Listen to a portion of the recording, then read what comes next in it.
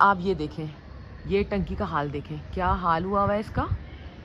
ये नन्हे नन्हे परिंदे जो सुबह सवेरे हमें जगाते हैं और जो आसमान में उड़कर हमें आज़ादी का एहसास दिलाते हैं, ये भी अल्लाह की मखलूक हैं। गर्मी हो या सर्दी, बारिश हो या धूप, ये बेज़ुबान परिंदे हर हाल में अपनी ज़िंदगी की जद्दोजहद करते हैं, बहुत ज़्यादा स्ट्रगल करते हैं। ज़रा सा पानी, चंद दाने और थोड़ी सी तवज्जो, इनके लिए ज़िंदगी बन जाती है।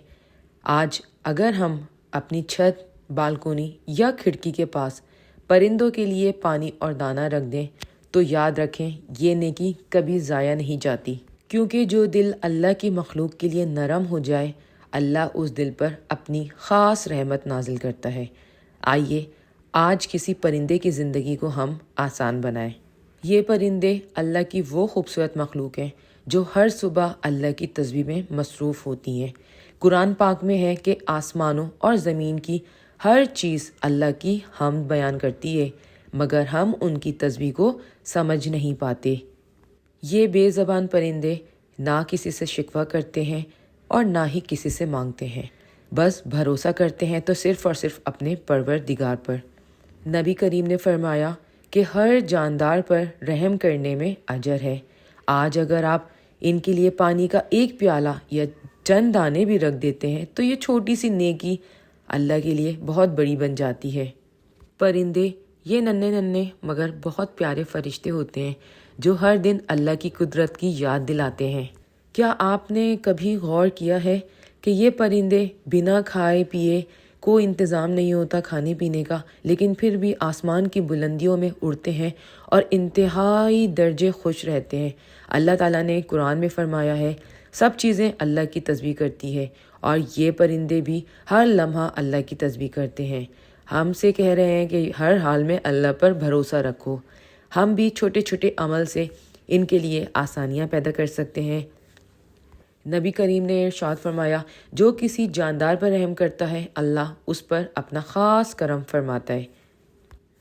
आइए अपनी ज़िंदगी में छोटे छोटे अमाल से अल्लाह की रज़ा हासिल करें और परिंदों के लिए रहमत का ज़रिया बने। इसके साथ साथ मेरी छोटी सी आज की नसीहत है कि अपने लहजे को नरम रखें, क्योंकि अल्फाज अगर मरहम बन जाएं तो दिलों के ज़ख्म खुद ही भरने लग जाते हैं।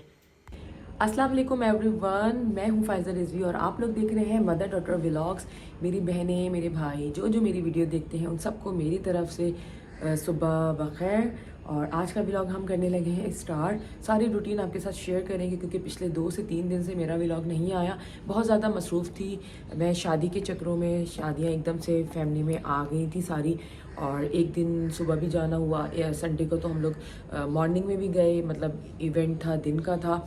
और फिर उसके बाद जो है हम लोग रात में भी एक मेहंदी में गए, तो टाइम बिल्कुल भी नहीं मिला व्लॉगिंग का, डेली रूटीन दिखाने का। लेकिन अब मैंने सोचा कि मैं आप लोगों के साथ डेली अपने व्लॉग्स को करूँगी शेयर, अपनी डेली रूटीन आप लोगों के साथ शेयर करूँगी। तो जी जुड़े रहें मेरे साथ और आज का व्लॉग मेरा पूरा देखिएगा। बस छोटी मोटी सी जो मेरी रूटीन है वो मैं आप लोगों के साथ शेयर करूँगी, तो जी जुड़े रहें मेरे साथ। आज मैंने लगाई हुई है मशीन, क्योंकि कपड़े बहुत ज़्यादा जमा हुए हुए थे। आप सबको पता है कि पिछले दिनों कराची में जो सर्दी की लहर आई हुई थी, अभी भी आज भी बहुत ज़्यादा ठंड है, लेकिन उतनी ज़्यादा नहीं है।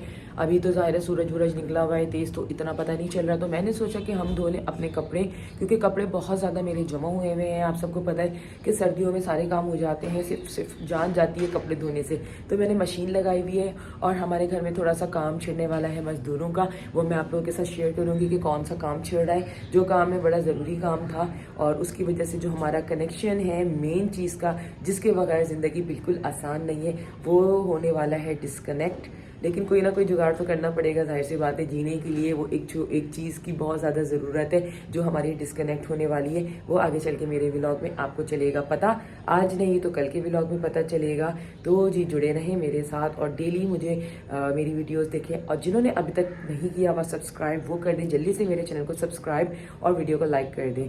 तो जी मिलते हैं। अच्छा, अभी तो मैंने मशीन लगाई हुई है, मैं ज़रा चेक करके आऊँ। आज हमारे यहाँ लाइन में पानी भी आ रहा था। सुबह 9 बजे शुरू होता है, लेकिन एकदम से मुझे आवाज़ आई कि वो मोटर खाली चल रही है, खाली हवा फेंक रही है, पानी उसमें से नहीं आ रहा। तो मैंने जाकर मोटर बंद कर दी। अब मैं दोबारा जाके चेक करती हूँ कि पानी हमारा आया कि नहीं आया। तो जी चले मेरे साथ पानी चेक करने के लिए। हम जाने लगे हैं पानी चेक करने के लिए और मैं दिखाती हूँ कि पानी आया कि नहीं आया। ये रही मोटर, ये रहा इसका स्विच और ये रहा पानी। पानी आ रहा है कि नहीं आ रहा।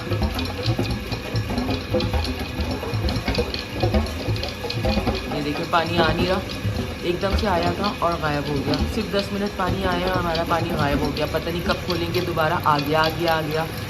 फाइनली पानी आ गया, शुक्र खुदा का।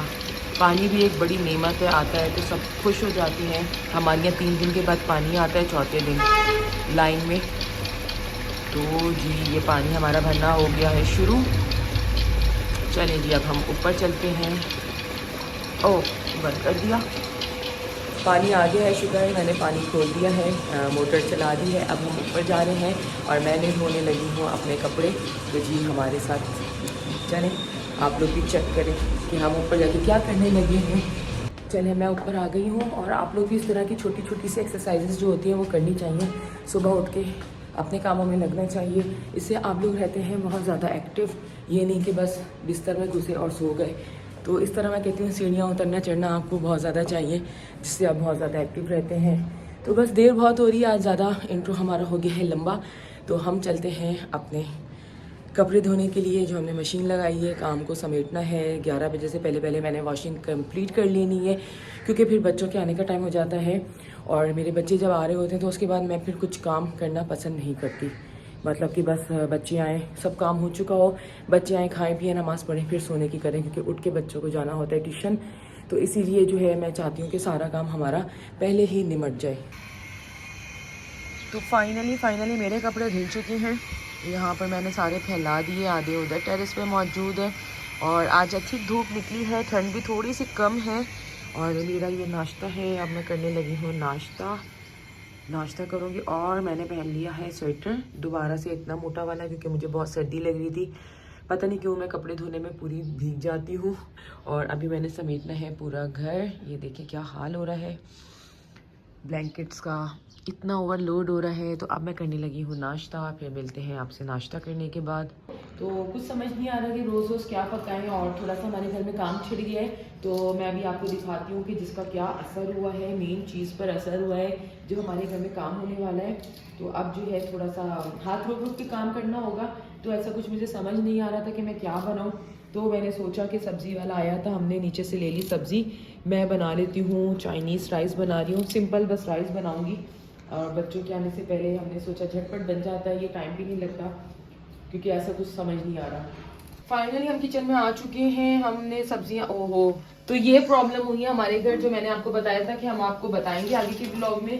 हमारा टैंकी का काम हो रहा है, जिसकी वजह से हमारा पानी चला गया, पानी बंद हुआ है। तो अब हमें थोड़ा सा मसला होगा, तो हमें बोतलें भर भर के जो है वो सारा काम करना है, क्योंकि जो पानी था वो इस्तेमाल हो गया है। अब बड़ा मुश्किल मरहला है, कुछ दिन अजियत में गुजरेंगे। मैं अभी आपको ऊपर जाके दिखाती हूँ कि हमारे यहाँ काम हो क्या रहा है। प्याज हमारी हो चुकी है ब्राउन। हमने सिंपल तरीके से बस इसमें सब्जियां ऐड कर दी हैं, तो इतना कोई हैवी वगैरह मैं इस तरह नहीं बना रही हूँ, झटपट खाना बना रही हूँ, क्योंकि टाइम बहुत ज़्यादा शॉर्ट है। वो भी इसमें डालना भूल गई थी, तो मुझे एकदम से याद आया कि सब्ज़ी पड़ी भी है तो हम डाल देते हैं। मैंने इसमें थोड़ी सी बंद गोभी भी ऐड कर दी है। अब हम इसमें ऐड करेंगे मसालों में। आप सबको पता है कि मसालों में जो डलते हैं वो चिकन पाउडर, इस तरह की चीज़ें डलती हैं चाइनीज़ में। तो मेरे पास एक साथ तो पड़ा था, मैंने फिलहाल ये डाल दिया। और इसके साथ मैंने काली मिर्च और सिंपल मैंने सॉल्ट डाला है।